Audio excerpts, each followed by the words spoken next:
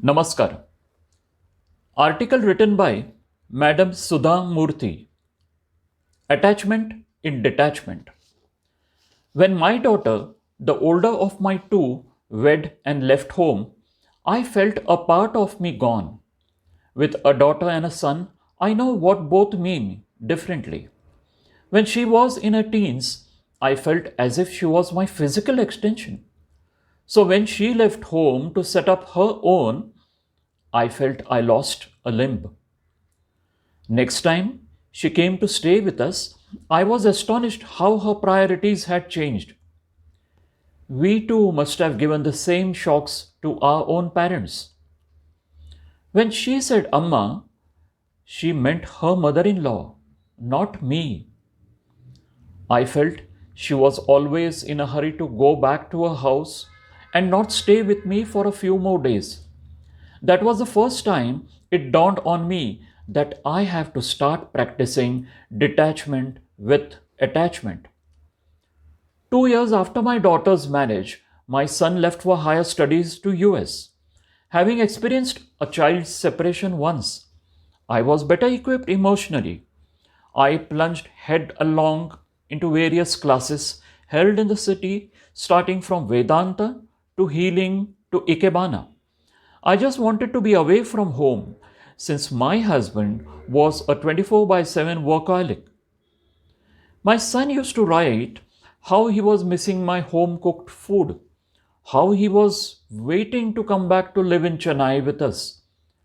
After a few years, he did come back and we got him married. He started living separately with his life, and we were also happy that they wanted to be independent from the beginning. But now it was all changed. When in the US, he missed my cooking. Now, if I called him to come over with his wife for a meal, it was always some excuse like, "Oh, Amma, we have other plans for the day. Please don't mistake us if we don't drop in today." I could see that his priorities had also changed completely. We talk so many things and give so much advice to others, but when it comes to our own children, acceptance comes very late. Our next step is to just leave them undisturbed in every way. It was at that time that I made the following my new profile.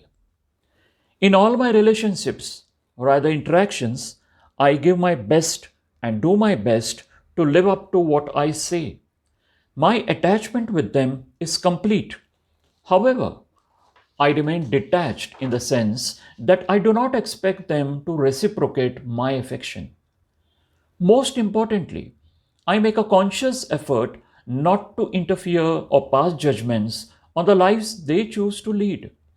My concern for my near and dear ones will not fade with my detachment.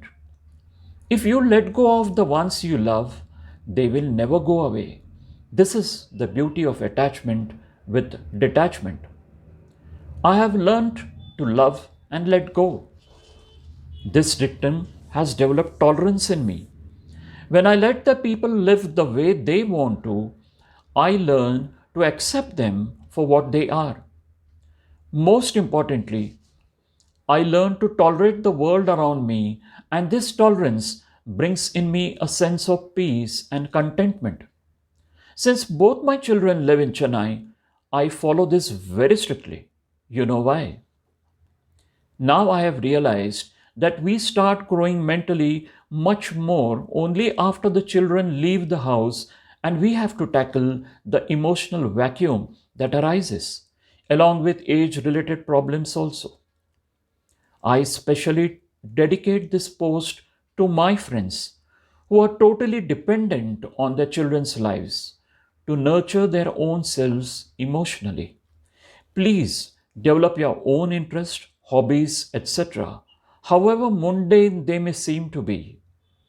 We must learn to love whatever we do instead of doing whatever we love. Thank you. Article written by Madam Sudha Murthy. Read by Sanjay Inamdar.